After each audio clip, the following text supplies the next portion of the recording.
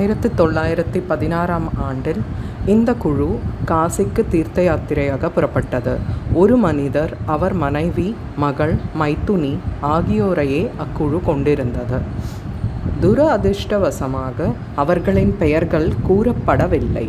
போகும் வழியில் அகமத் நகர் ஜில்லா கோபர்காங் தாலுகாவில் உள்ள ஷீரடியில் தமது பக்தர்களுக்கும் அங்கு சென்று தங்களது திறமைகளை காட்டிய திறமைசாலிகளுக்கு தினந்தோறும் பணத்தை விநியோகித்து வரும் தாராளமும் அமைதியும் சாந்தியும் உடையவராகிய மிகுந்த பெரும் ஞானி ஒருவர் இருக்கிறார் என்று அவர்கள் கேள்விப்பட்டனர்.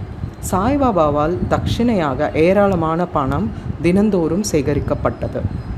இத்தொகையிலிருந்து பக்த கொண்டாஜியின் மகளான அமனி என்ற 3 வயது குழந்தைக்கு தினந்தோறும் ரூபாய் 1, வேறு சிலருக்கு தினந்தோறும் ரூபாய் 2 முதல் ரூபாய் 5 வரையும், அமனியின் தாயாருக்கு தினந்தோறும் ரூபாய் 6 மற்றும் அவர் விரும்பியவாறு மற்ற பக்தர்களுக்கு தினந்தோறும் ரூபாய் 10 முதல் 20 வரையிலும் 50 கூட அவர் விநியோகித்தார்.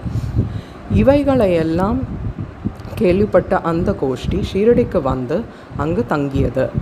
அக்குழு மிக நல்ல பஜனை செய்து மிக சிறந்த பாடல்களையெல்லாம் பாடியது. ஆனால் அந்தரங்கமாக அவர்கள் பணத்துக்காக ஆசைப்பட்டனர். அக்கோஷ்டியில் 3 பேராசை பிடித்தவர்களாய் இருந்தனர். ஆனால் அவ்வீட்டு தலைவியின் குணம் வேறுபட்டதாய் இருந்தது. அவளுக்கு பாபாவின் மேல் அன்பும் பிரியமும் இருந்தது. ஒரு நாள் மத்தியான ஆரத்தியின் போது அவளது பக்தி, நம்பிக்கை இவற்றில் பெருமகிழ்ச்சி அடைந்த பாபா அவளுக்கு அவளது இஷ்ட தெய்வ காட்சியை அளித்தார். அவளுக்கு பாபா வழக்கப்படி சாய்நாதனுக்கு பதில் சீதாநாதனாக காட்சி அளித்தார். அவளது இஷ்ட தெய்வத்தை கண்டு அவள் மிக மிக உருகி போய் விட்டாள். அவளது கண்களிலிருந்து ஆனந்த கண்ணீர் பொங்கி வழிய மகிழ்ச்சியால் கைகளை தட்டினாள். மக்கள் அவளது ஆனந்த நிலையை கண்டு அதிசயமுற்றனர். ஆனால் அதன் காரணத்தை அவர்கள் அறிய இயலவில்லை. பின்னால் மாலை பொழுதில் எல்லாவற்றையும் அவள் தன் கணவனுக்கு விளக்கினாள். சாய்பாபாவுக்கு பதிலாக அவள் எங்கனம் ஸ்ரீராமரை கண்டாள் என அவள் கூறினாள். அவள் மிக எளிமையும் பக்தியும் பூண்டவளாதலால் அது அவளது மனப்பிராந்தியே என அவர் நினைத்தார். மற்றவர்கள் எல்லாம் சாய்பாபாவை பார்த்து கொண்டிருக்கும் போது நீ மட்டும் ஸ்ரீராமனை காண்பதாவது என்று அவர் அவளை கேலி செய்தார். அவளது மனம் அமைதியாகவும் சாந்தமாகவும் இருந்த போதெல்லாம் அடிக்கடி ஸ்ரீராம தரிசனத்தை கண்டாள். ஆதலால் அவள் இக்கூற்றுக்கு செவி சாய்க்கவில்லை. அற்புத காட்சி. இம்மாதிரியாக எல்லாம் நடந்து கொண்டிருந்த போது ஒரு நாள் இரவு அவள் கணவர் தன் கனவில் அற்புத காட்சி ஒன்றை கண்டார். அது வருமாறு: அவர் ஒரு பெரிய நகரத்தில் இருக்கிறார். போலீஸ் அவரை கைது செய்து கைகளை கட்டி லாக்கப்பில் வைத்திருக்கிறது. போலீஸ் நன்றாக அழுத்தி கட்டி கொண்டிருக்கும் போது ஜெயிலுக்கு வெளியில் சாய்பாபா அமைதியாக நின்று கொண்டிருப்பதை காண்கிறார். பாபா இவ்வளவு அருகில் இருப்பதைக் கண்டு வெளிப்படையான குரலில் அவரிடம் உமது புகழை கேள்விப்பட்டு நான் உமது திருவடிகளிடையே வந்தேன். தாங்களே நேரில் நின்று கொண்டிருக்கும் போது எனக்கு இந்த கேடு ஏன் நிகழ வேண்டும் என வினவுகிறார். பாபா, உனது கருமத்தின் விளைவை நீ அனுபவித்தாக வேண்டும். அவர், இந்த பிறவியில் இத்தகைய துரதிர்ஷ்டத்தை அளிக்கும் விதத்தில் நான் ஏதும் செய்யவில்லையே. பாபா, இப்பிறவியில் இல்லையென்றால் உனது போன பிறவியில் நீ ஏதும் பாவம் செய்திருப்பாய். அவர், எனது முந்தைய பிறவி பற்றி எனக்கு ஏதும் தெரியாது. ஆனால் அப்படியே நான் செய்திருப்பதாகவே வைத்து கொண்ட போதிலும் தங்கள் சாந்தி நித்தியத்தின் முன்னர் நெருப்பில் வைக்கோல் எரிவதைப் போன்று ஏன் அவைகள் அழிக்கப்படக்கூடாது? பாபா, உனக்கு அத்தகைய நம்பிக்கை உண்டா? அவர், ஆம். பாபா, உனது கண்களை மூடு. அவர் கண்களை மூடியது தான் தாமதம். ஏதோ ஒன்று கீழே விழுந்து பலத்த அடிபடுவது போல் கேட்டது. அவர் கண்களை திறந்தபோது தாம் விடுதலையாகி இருப்பதையும் போலீஸ் ரத்தம் சிந்தி கீழே விழுந்து கிடப்பதையும் கண்டார். மிகவும் பீதி அடைந்து பாபாவை அவர் பார்த்தார். பாபா, நீ இப்போது நன்றாக பிடிபட்டு கொண்டாய். இப்போது அதிகாரிகள் வந்து உன்னை கைது செய்வார்கள். அவர் கெஞ்சினார். தங்களை தவிர என்னை காப்பாற்றுவார் வேறு ஒருவரும் இல்லை. எப்படியாவது என்னை காப்பாற்றுங்கள் என்றார்.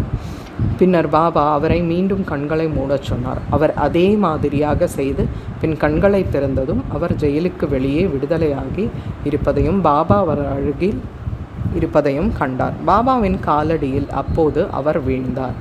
இந்த நமஸ்காரத்திற்கும் முந்தைய நமஸ்காரங்களுக்கும் ஏதேனும் வித்தியாசம் ஒன்றா என்று பாபா கேட்டார். ஏராளமான வித்தியாசம் இருக்கிறது. எனது முந்தைய நமஸ்காரங்கள் எல்லாம் தங்களிடமிருந்து பணம் பெறுவதற்காக செய்யப்பட்டன. ஆனால் இந்த நமஸ்காரமோ தாங்கள் கடவுள் என்ற எண்ணத்தில் செய்யப்படுகிறது.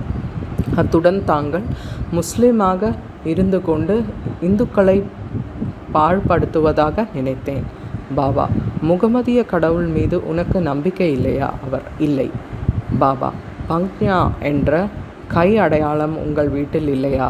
தாபூத் சமயத்தில் நீ அதை வழிபடுவதில்லையா? கல்யாணம் மற்றும் இதர பண்டிகை காலங்களில் நீங்கள் அமைதிப்படுத்தி ஆற்றும் காட் பிபி என்ற மற்றொரு முகமதிய தெய்வம் உங்கள் வீட்டில் இல்லையா? அவர் இவைகளெல்லாம் ஒத்துக்கொண்டார். பாபா: உனக்கு வேறென்ன வேண்டும்?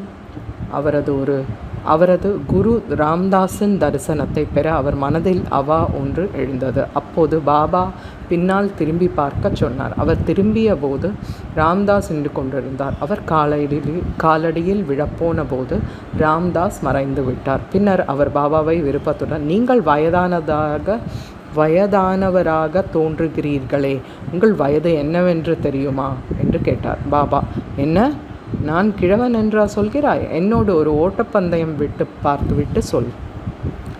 இதை கூறிவிட்டு பாபா ஓடத் தொடங்கினார். அவரும் பின்னால் ஓடினார். ஓடும்போது பாபா அவர் தம் பாதத்தால் எழும்பிய தூசியில் மறைந்து விட்டார். அவரும் கண் விழித்தார். விழித்த பெண் கனவு சாட்சியை பற்றி அவர் தீவிரமாக சிந்தித்தார். அவரது மனோபாவனை முற்றிலுமாக மாறிவிட்டது. பாபாவின் பெருமையை அவர் உணர்ந்து கொண்டார்.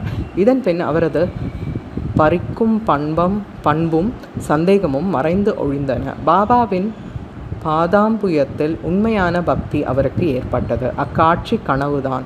ஆனால் கேட்கப்பட்ட வினாவிடைகள் மிகவும் விறுவிறுப்பானதும் பொருள் செறிந்ததும் ஆகும். மறுநாள் காலை எல்லோரும் ஆரத்திக்கு மசூதியில் குழுமிய போது பாபா அவருக்கு 2 ரூபாய் மதிப்புள்ள இனிப்புகளையும் தம் பாக்கெட்டிலிருந்து 2 ரூபாயையும் எடுத்து பிரசாதமாக அளித்தார். மேலும் சில நாட்கள் அவரை அங்கு தங்கச் செய்து, அல்லாஹ் உனக்கு தாராளமாக அளிப்பார், உனக்கு எல்லாவித நன்மைகளையும் செய்வார் என்று ஆசி கூறினார். அன்று அவர் அதிக பணம் பெறவில்லை. ஆனால் அதற்கும் மேலானவையாக பெற்றார். அதாவது பாபாவின் ஆசியை. அது அவருக்கு தொடர்ந்து நன்மை அளித்து வந்தது. பின்னால் அக்கோஷ்டிக்கு ஏராளமான பணம் கிடைத்தது. அவர்களது பிரயாணம் வெற்றிகரமாக முடிவடைந்தது. அவர்கள் பிரயாணத்தின் போது எவ்வித அசௌகரியமோ தொல்லையோ ஏற்படவில்லை. பத்திரமாகவும் சௌக்கியமாகவும் அவர்கள் வீடு திரும்பினர். அவரது அருளால் எய்திய ஆனந்தத்தையும் பாபாவின் மொழிகளையும் ஆசிகளையும் நினைத்தவாறே. டெண்டுல்கர் குடும்பம். பாந்த்ராவில் டெண்டுல்கர் என்னும் குடும்பம் ஒன்று இருந்தது. அதன் உறுப்பினர்கள் எல்லாரும் பாபாவிடம் பக்தி பூண்டவர்களாக வாழ்ந்து வந்தனர். ஸ்ரீ சாய்நாத் பஜன் மாலா என்னும் 800 செயற்கள் கொண்ட ஒரு நூலை திருமதி சாவித்ரி பாய் டெண்டுல்கர் பதிப்பித்திருக்கிறார். அது பாபாவின் லீலைகளை எல்லாம் விளக்குகிறது. பாபாவை பற்றி ஆர்வம் கொண்டோர் எல்லோரும் படிக்க உகந்த நூல் அது. பாபு டெண்டுல்கர் என்னும் அவர்களது புதல்வன் இரவும் பகலும் அரும்பாடுபட்டு படித்து கொண்டு இருந்தான். அவன் மருத்துவ பரீட்சைக்கு செல்ல வேண்டும். சில ஜோசியர்களை கலந்து ஆலோசித்தான். அவனது ஜாதகத்தை பரிசீலித்துவிட்டு கிரகங்கள் அவனுக்கு இவ்வருடம் சாதகமில்லை என்றும், எனவே அடுத்த வருடம் அவன் பரீட்சைக்கு சென்றால் நிச்சயம் வெற்றி பெறுவான் என்றும் கூறினார். அது அவனை கவலைக்குள்ளாக்கி நிலை கொள்ளாமல் இருக்க செய்தது. சில நாட்களுக்கு பின் அவனது தாயார் ஷீரடி சென்று பாபாவை கண்டாள். பல விஷயங்களுடன் சில நாட்கள் பரீட்சை எழுதவிருந்த தன் மகனின் கவலைக்கிடமான நிலைமையையும் அவள் பாபாவுக்கு கூறினாள். இதை கேட்டுவிட்டு பாபா கூறினார், உனது மகனிடம் என்னை நம்பும்படி சொல். ஜாதகம், கைரேகைக்காரர்களின் ஜோசியம் ஆகியோரின் முன்னோடி உரைகளை தூக்கி எறிந்துவிட்டு அவன் பாட்டுக்கு படித்து கொண்டிருக்கட்டும். பரீட்சையை அமைதியாக எழுதட்டும். அவன் இவ்வாண்டு தேறுவது உறுதி. என்னை நம்பும்படியும் ஏமாற்றமடைய வேண்டாம் என்றும் சொல். தாய் வீட்டுக்கு திரும்பி இச்செய்தியை மகனுக்கு தெரிவித்தாள். பின்னர் அவன் கஷ்டப்பட்டு படித்து உரிய காலத்தில் பரீட்சையும் எழுதினான். எழுதும் பேப்பர்களில் அவன் நன்றாக செய்திருந்தான். ஆனால் சந்தேகத்தால் பிடிக்கப்பட்டு பாஸ் செய்வதற்கு போதுமான மார்க்குகள் தாம் பெறப்போவதில்லை என்று எண்ணினான். எனவே வாய்மொழி பரீட்சைக்கு போவதை பற்றி அவன் கவலைப்படவில்லை. ஆனால் பரீட்சை அதிகாரி அவனை விடுவதாக இல்லை. அவன் எழுதிய பேப்பர்களில் பாஸ் செய்து விட்டதாகவும் வாய்மொழி பரீட்சைக்கு அவன் வரவேண்டும் என்றும் சகமானவன் ஒருவன் மூலம் செய்தி அனுப்பினார். இவ்வாறாக அவன் பரீட்சையில் தேறுவதற்கும் ஊக்குவிக்கப்பட்டு இரண்டிலுமே வெற்றியடைந்தான். கிரகங்கள் அவனுக்கு எதிராக இருந்த போதிலும் பாபாவின் அருளால் அவன் இவ்வாறாக வெற்றி பெற்றான். ஐயங்களும் கஷ்டங்களும் நம்மை சற்றே அசைத்து நம்பிக்கை உறுதிப்படுத்தவே நம்மை சூழ்கின்றன என்பதை இங்கே அறிய வேண்டும். நம் வாழ்க்கையில் சோதனைக்குள்ளாக படுகிறோம். முழு நம்பிக்கையுடன் பாபாவை பற்றி கொண்டு நமது முயற்சிகளை தொடர்ந்து செய்வோமானால் நமது முயற்சிகள் அனைத்தும் முடிவாக வெற்றி முடி சூட்டப்பெறும். இப்பையனின் தந்தையாரான ரகுநாத் ராவ் பம்பாயில் உள்ள வெளிநாட்டு வாணிப கம்பெனி ஒன்றில் பணியாற்றி வந்தார். வயதாகி விட்டபடியால் அவரால் வேலையை சரியாக செய்ய இயலவில்லை. எனவே அவர் விடுமுறையும் ஓய்வும் எடுக்க வேண்டியதாயிற்று. விடுமுறையின் போது அவர் தேகநிலை முன்னேறாததால் லீவை அதிகப்படுத்துதலோ அல்லது வேலையினின்று ஓய்வு பெறுவதோ தவிர்க்க முடியாததாகிவிட்டது. அவர் முழுமையும் நம்பிக்கையும் வாய்ந்த பணியாளராக இருப்பதால் அந்த ஸ்தாபனத்தின் முக்கிய மேனேஜர் அவருக்கு ஒரு பென்ஷனுடன் ஓய்வு கொடுக்க தீர்மானித்தார். எவ்வளவு பென்ஷன் கொடுப்பது என்ற பிரச்சனை இத்தகைய தீர்மானத்திலிருந்து வந்தது.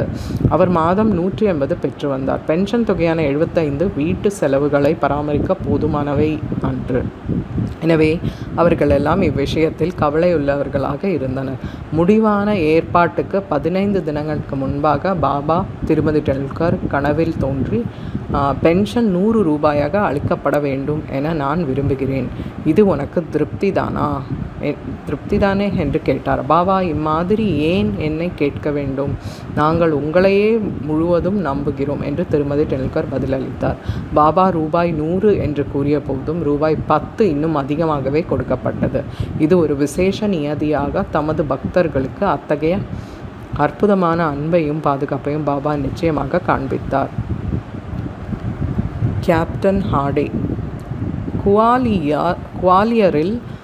குவாலியரில் தங்கியிருந்த கேப்டன் ஹார்டே என்பவர் பாபாவின் மிக பெரும் பக்தர். ஒருமுறை அவரது கனவில் பாபா தோன்றி என்னை மறந்து விட்டாயா என்று கேட்டார். ஹார்டே உடனே பாபாவின் பாதங்களை பிடித்து கொண்டு தனது தாயை குழந்தை மறந்துவிட்டால் அது எங்கனம் காப்பாற்றப்படும் என்றார். பின்னர் ஹார்டே தோட்டத்துக்கு சென்று புதிய வால்பாப்படி காய்கள் அவரை பறித்து குரு விருந்துக்கும் தட்சிணத்துக்கும் ஏற்பாடு செய்துவிட்டு இவைகளை எல்லாம் பாபாவுக்கு சமர்ப்பிக்க இருந்தபோது அவர் விழித்து கொண்டார். சில நாட்களுக்கு பின் ஒரு நண்பருக்கு ரூபாய் 12 மணி ஆர்டர் மூலம் அனுப்பி ரூபாய் 2 மளிகை பொருட்களுக்கும் காய்கறிகளுக்கும் ரூபாய் 10 பாபாவுக்கு தட்சிணையாக அளிக்கும் குறிப்பையும் அனுப்பியிருந்தார். இந்த நண்பர் ஷீரடிக்கு சென்று குறிப்பிடப்பட்ட சாமான்களெல்லாம் வாங்கினார். ஆனால் பாப்படி கிடைக்கவில்லை. சிறிது நேரத்தில் தலையில் சுமந்து கொண்டு ஒரு கடைக்காரி வீதியில் எதிர்பட்டாள். வியப்பிற்கேற்ப அந்த கடையில் வேண்டிய பாப்படி கிடைத்தது. அது வாங்கப்பட்டு மற்ற எல்லா பொருட்களுடன் கேப்டன் ஹார்டேயின் சார்பில் பாபாவுக்கு சமர்ப்பிக்கப்பட்டன. திரு நிமோன்கர் அடுத்த நாள் நைவேத்தியம் தயார் செய்து பாபாவுக்கு கேப்டன் ஹார்டேயின் சார்பில் சமர்ப்பித்தார். சாப்பிடும்போது வால்பாப்படியையே பாபா முதலில் எடுத்து சாப்பிட்டதையும் சாதம் முதலியவற்றை தொடாதது கண்டும் அனைவரும் அதிசயப்பட்டனர். இதை தன் நண்பன் மூலமாக கேட்டறிந்த ஹார்டேயின் மகிழ்ச்சி கரை காணாது போயிற்று. புனிதமாக்கப்பட்ட நாணயம். பாபாவின் ஸ்பரிசத்தில் புனிதமாக்கப்பட்ட நாணயம் ஒன்று தன் வீட்டில் இருக்க வேண்டும் என பிறிதொரு சமயத்தில் கேப்டன் ஹார்டே விரும்பினார். ஷிரடிக்கு போய்கொண்டிருந்த நண்பர் ஒருவரை சந்தித்தார். அவரிடம் தமது நாணயத்தை அனுப்பினார். அந்த நண்பர் ஷிரடிக்கு சென்று நமஸ்கரித்த பின் முதலில் தமது ரூபாயை தட்சிணையாக அவர் பாபாவுக்கு அளித்தார். அதை அவர் வாங்கி தமது சட்டை பையில் போட்டுக்கொண்டார். பின் நண்பர் ஹார்டேயின் நாணயத்தை கொடுத்தார். அதை பாபா கையில் வாங்கி உற்று பார்த்துவிட்டு அதனை தம் முன் பிடித்து வலது கை கட்டவரில் சுண்டிவிட்டு விளையாடினார். பின் அந்த நண்பரிடம் அவர் உதி பிரசாதத்துடன் இதை அதன் உரிமையாளரிடம் திரும்ப கொடு, அவரிடம் இருந்து எனக்கு எதுவும் வேண்டியதில்லை என்று கூறு, அமைதியுடனும் திருப்தியுடனும் அவரை வாழச் சொல் என்று கூறினார். இந்த நண்பர் குவாலியருக்கு திரும்பி புனிதமாக்கப்பட்ட நாணயத்தை ஹார்டேயிடம் திரும்ப அளித்து ஷிரடியில் நிகழ்ந்த எல்லாவற்றையும் அவருக்கு கூறினார். இம்முறை ஹார்டே மிகவும் மகிழ்ந்து பாபா எப்போதும் தாம் விரும்பிய மாதிரியான நல்ல எண்ணங்களை ஊக்குவிக்கிறார் என்று உணர்ந்தார். பாபாவும் அதையே முறையாக நிறைவேற்றி வந்தார். வாமன் நார்வேக்கர். இப்போது வாசகர்கள் மற்றொரு கதையை கேளுங்கள். வாமன் நார்வேக்கர் என்றழைக்கப்படும் மனிதர் ஒருவர் பாபாவை மிகவும் நேசித்தார். அவர் ஒருமுறை ஒரு நாணயம் கொண்டு வந்தார். அதன் ஒரு பக்கத்தில் ராமர், சீதா, லக்ஷ்மணர் ஆகியவர்களின் உருவங்களும் மற்றொரு பக்கத்தில் கூப்பிய கரங்களுடன் ஆஞ்சநேயர் உருவமும் பொறிக்கப்பட்டிருந்தது. அதை பாபா தமது ஸ்பரிசத்தில் புனிதப்படுத்தி உதியுடன் திருப்பி அளிக்க வேண்டுமென்ற எண்ணத்தில் பாபாவுக்கு அதை அவர் அளித்தார். ஆனால் பாபா உடனே அதை தம் பாக்கெட்டிற்குள் போட்டு கொண்டு விட்டார். வாமன் ராவின் எண்ணத்தை சாமா பின்னர் பாபாவுக்கு தெரிவித்து அதை திருப்பி அளிக்க அவரை வேண்டினார். பாபா பின்னர் வாமன் ராவின் முன்னிலையில் இவ்வாறு பேசினார். அது ஏன் அவருக்கு திருப்பி அளிக்கப்பட வேண்டும்? அதை நாமே தான் வைத்து கொள்ள வேண்டும். அதற்காக ரூபாய் 25 கொடுத்தார், ஆனால் அது திருப்பி அளிக்கப்படும். வாமன் ராவ் ரூபாய் 25 சேகரித்து அவற்றை பாபாவின் முன்னிலையில் வைத்தார். பின்னர் பாபா கூறினார், அந்த நாணயத்தின் மதிப்பு ரூபாய் 25 மதிப்பை விட மிக மிக அதிகமாகும். ஷாமா, இந்த நாணயத்தை எடுத்து நமது ஸ்டோரில் வைத்துக்கொள். இதை உனது பூஜை அறையில் வைத்து வழிபடு. பாபா இம்மாதிரியான செயலை ஏன் செய்தார் என்பதை கேட்ட ஒருவருக்கும் தைரியமில்லை. ஒவ்வொருவருக்கும் அது மிகச்சிறந்தது, மிக பொருத்தமானது என்பதை அவர் மட்டுமே அறிவார். ஸ்ரீ சாயி பணிக. அனைவருக்கும் சாந்தி நிலவட்டும்.